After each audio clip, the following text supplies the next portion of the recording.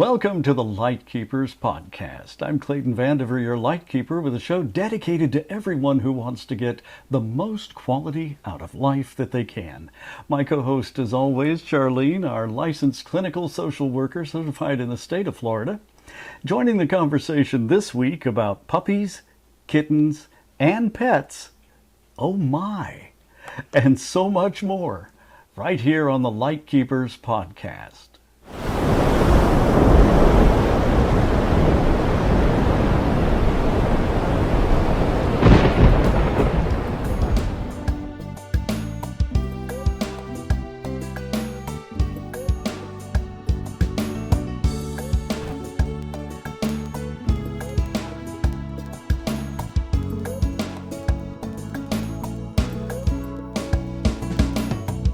Before we start, please leave your questions or comments below. We always love to hear from you.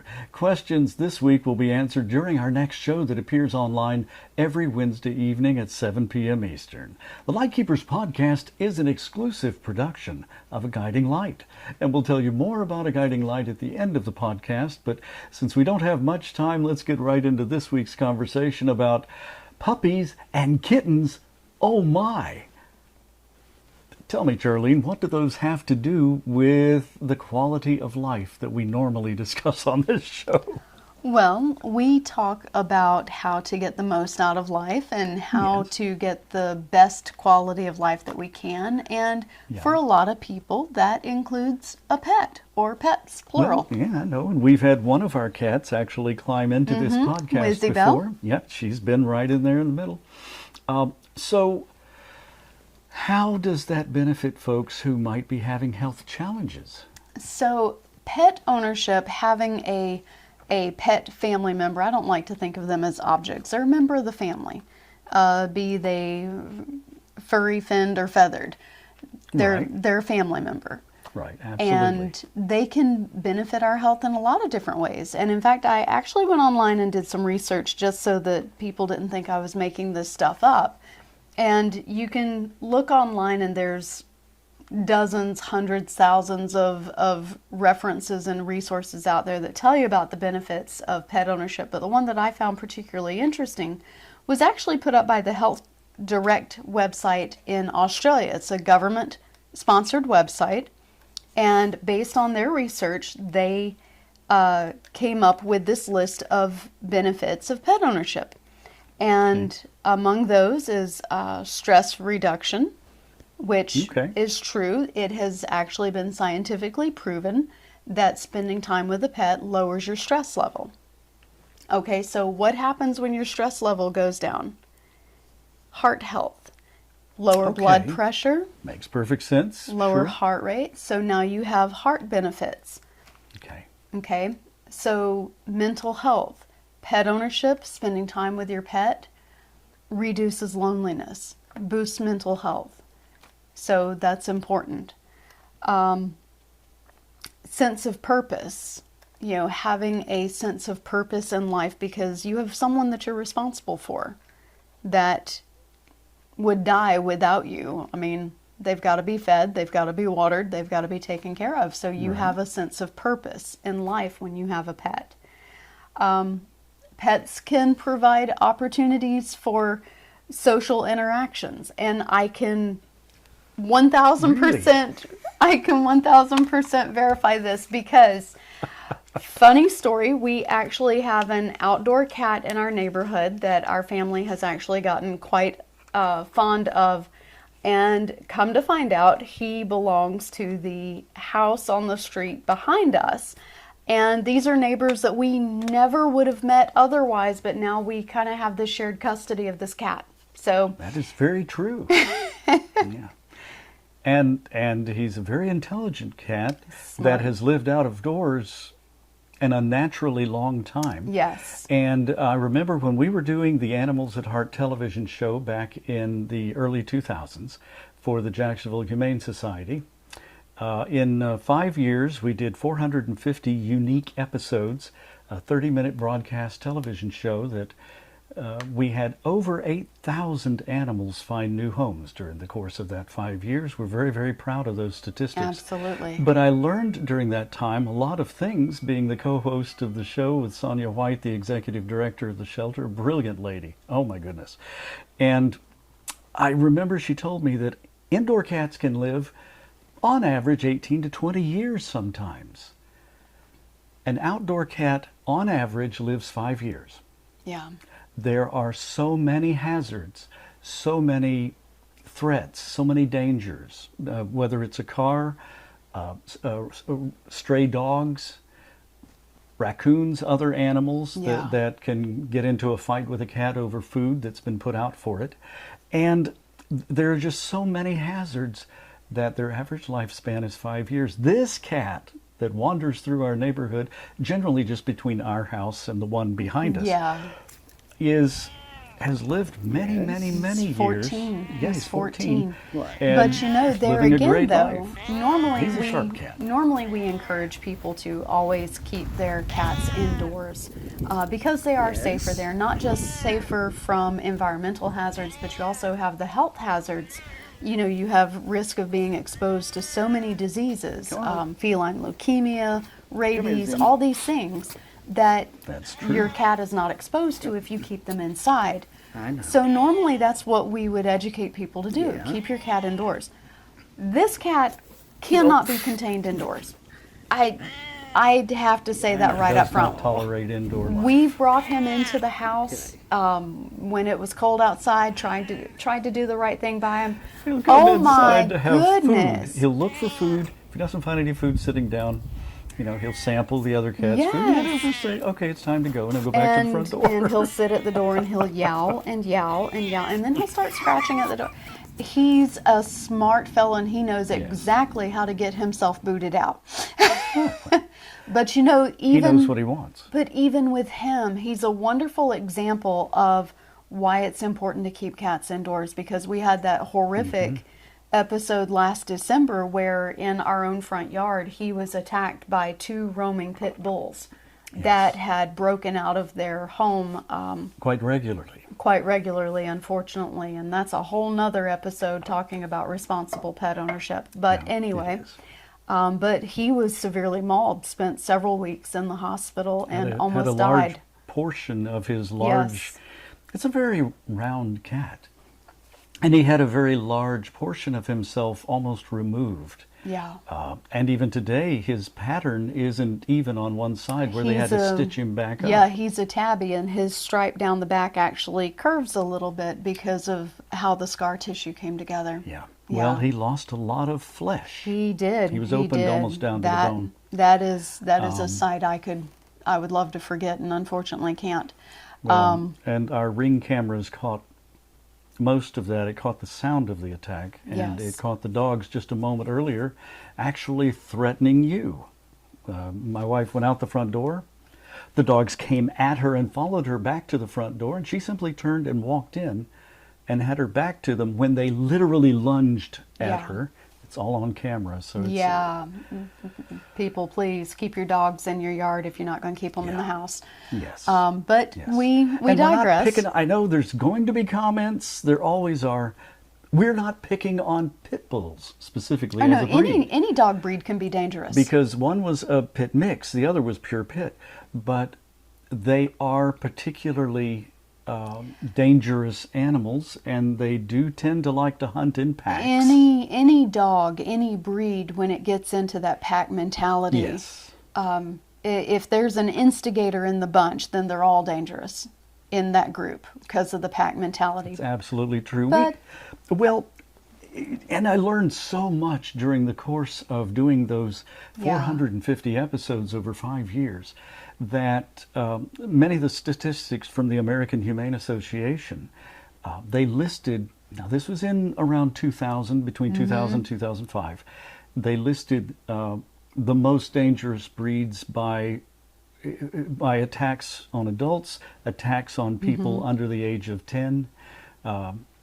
They listed the most dangerous animal across the board on all of their lists was always the pit bull. Yeah.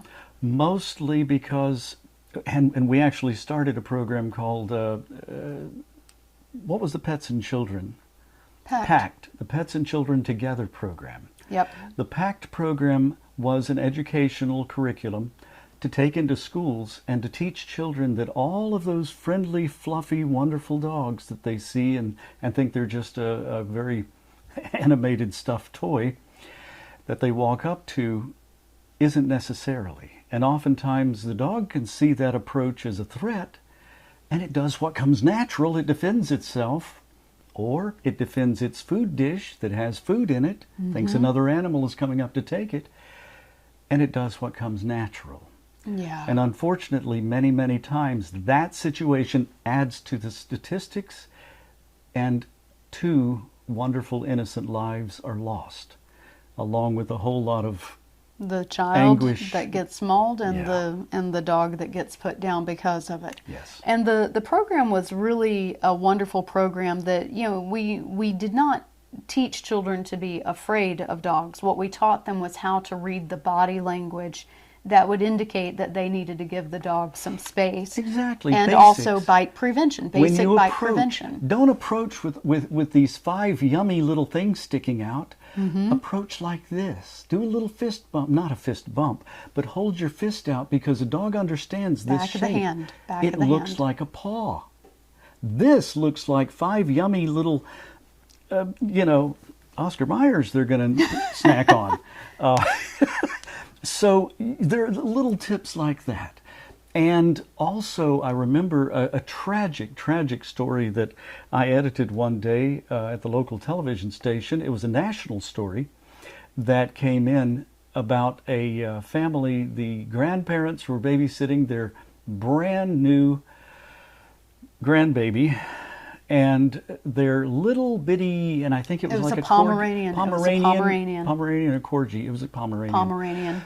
Was It was elderly, a 6-week-old infant. and it was a very young child, very old dog. They didn't think anything of it. The dog had never been aggressive in its life. Yeah. But they were going to babysit for the day. They laid the baby down in the bed. They stepped outside of the house to say goodbye to the children who were going off to spend their day away from the child. And in that time, the dog did something that was very, very natural. Natural dog behavior. It walked up, said, there's a new animal in the house. I have to show it who's dominant. Took it by the neck, gave the infant a little shake, which is a natural dog behavior to establish, I'm the top in this dominance. You're going to be subsidiary to me. Well, it broke the child's neck and killed the infant. Yeah. The dog was put down.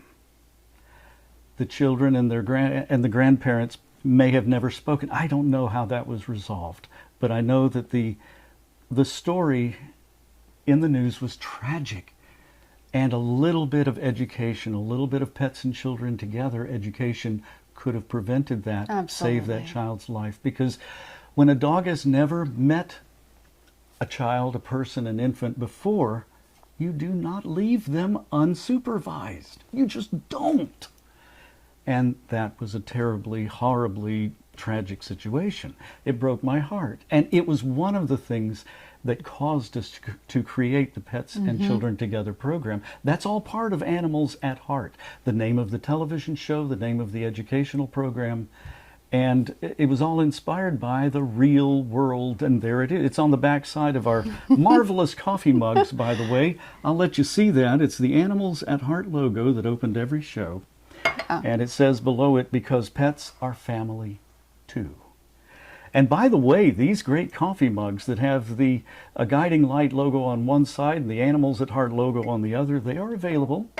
And we'll tell you more about those in a future episode. We may do a merch show, but if you care for one, send us a message. We'll make sure we can get one to you. They're not astronomical. But getting back to the topic of the show. So talking about how we pets... have to wrap it up, too. We're running out of time. Talking about how pets can increase social interactions. You know, our neighborhood cat has definitely introduced us to neighbors that we never would have met otherwise. And they're lovely people, and we actually text regularly now to make sure he makes it from one house to the other safely, which I find just absolutely hilarious. But pets also increase fitness because, especially if you have a dog, you have to take her for a walk. Well, yes, of course. You're out several times a day, every day. Yeah. Cats, not so much. And there are a really distinct division between pet ownership. There are cat lovers. Mm-hmm. There are dog lovers. And we've had both in our household, in our family. Cats can help get your exercise too. Cats can help you get your exercise. Well, this is true. All you need is a laser pointer and you're going to be all over the house. Well, that wasn't what I was thinking, but that would work too. Okay. Have you seen how fast somebody moves when you hear the sound of a cat about to throw up? You want to get it off that special rug, put it on the tile floor. Off the furniture. Yes. All okay. right. A little bit of cat humor. Well, that's true. But heart health. But here's something I bet you didn't know. Did you know that there are many things I don't know. Did you know that introducing a child to a pet at a young age lowers their risk of developing allergies? Yes, I had heard that. Because they're introduced to that dander. More danders. Mm-hmm. Exactly. And therefore they develop the antibodies. So they don't develop those allergies. So it's a good thing. Well, there you go. So there is a benefit at every stage of life, including, and we haven't talked about this yet, we've run way out of time, but I wanted to talk about pet therapy animals.